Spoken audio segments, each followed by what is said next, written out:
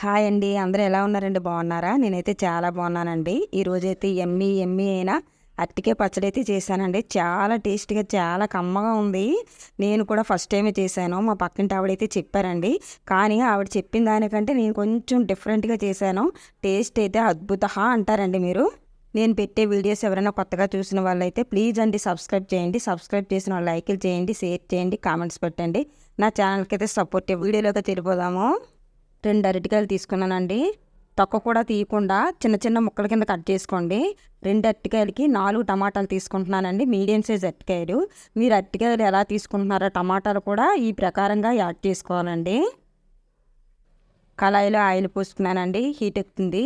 ఇప్పుడు ఆ 2 అరటికాయలకి కప్పుతో కప్పుడు పల్లీలు యాడ్ చేయాలి. మంటను మీడియం ఫ్లేమ్లో పెట్టుకోవాలండి. పెట్టుకొని బ్రౌన్ కలర్ వచ్చేంత వరకు పల్లీలు వేయించుకోవాలి.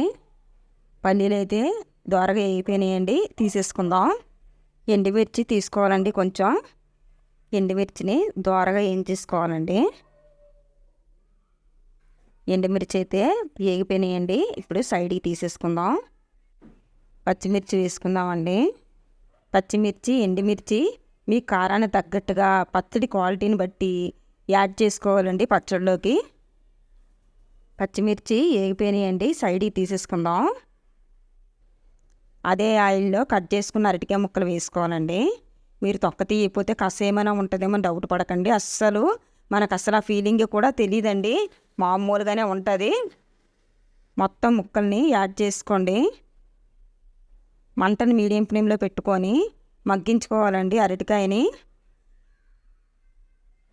అరటికాయ ముక్కలు అయితే బాగా వేగినాయండి. ఇప్పుడైతే సైడ్కి తీసేసుకుందాం. కట్ చేసుకున్న టమాటా ముక్కలను అయితే వేసుకుందాం. సాల్ట్ వేసుకోవాలి. చిన్న నిమ్మకాయ సైజ్ అంతా చింతపండుని అయితే వేసుకోవాలండి. పచ్చడికి క్వాలిటీని బట్టి చింతపండు యాడ్ చేయండి మీరు. కలుపుకోండి. చింతపండుని టమాటాని సాఫ్ట్గా మగ్గించేసుకోవాలండి. మొత్తం బాగా మగ్గిందండి. ఇప్పుడైతే కొత్తిమీరని వేసుకోవాలి. కొంచెం ఎక్కువ తీసుకోవాలండి కొత్తిమీరని. కొత్తిమీర వేసుకున్న తర్వాత ఒక 2 నిమిషాలు మగ్గించుకుంటే చాలండి. మరీ సాఫ్ట్గా మగ్గిపోనివ్వకూడదు కొత్తిమీరని. కొంచెం ఫ్లేవర్ అది రావాలంటే కొంచెం పచ్చి పచ్చిగా ఉంటేనే బాగుంటుందండి. కొత్తిమీర టేస్ట్ తెలుస్తుంది. మొత్తం బాగా మగ్గిపోయిందండి. ఇప్పుడు సైడ్కి తీసేసుకుందాం. మొత్తం కళాయిలో ఆయిల్ పోసుకున్నానండి. హీట్ ఎక్కుతుంది. ఇప్పుడు తాలింపు వేసుకుందాం. ముందుగా అయితే శనగపప్పుని వేసుకోవాలి. ఆవాలు, జీలకర్ర వేసుకోవాలి. ఎండుమిర్చిని వేసుకుందాం. కలుపుకోండి. మంటని మీడియం ఫ్లేమ్లో పెట్టుకొని వేయించుకోవాలండి దోరగా పోపు దోరగా వేగాక చిటికెడంత ఇంగువ వేసుకోవాలి. కరివేపాకు వేసుకోవాలి. కలుపుకోండి. పోపును మొత్తం చల్లార్చేసుకోవాలి. ఎండుమిర్చి, పచ్చిమిర్చి, పల్లీల్లో పెద్ద టీ స్పూన్ జీలకర్ర వేసుకోవాలి. వెల్లుల్లి రెబ్బలు వేసుకోవాలండి. మొత్తం ఈ ఐటమ్స్ అన్నీ మెత్తగా రుబ్బుకోవాలి. రుబ్బుకున్న మొత్తం పేస్ట్లో టమాటాలను వేసుకోవాలి. అరటికాయ ముక్కలు కూడా వేసుకోవాలండి.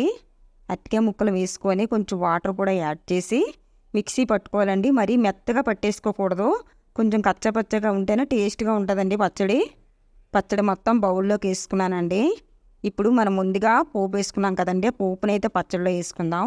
పోపు చల్లగా ఉంటే మనకి కరకరలాడుతూ ఉంటుందండి. పచ్చడి తిన్నప్పుడు పోపుని చల్లార్చుకొని పచ్చడిలో కలుపుకోవాలి.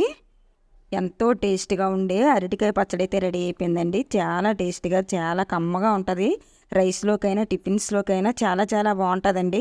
మీరు ఒకసారి ఈ స్టైల్లో ట్రై చేయండి. టేస్ట్ అయితే చాలా చాలా అదిరిపోద్దండి.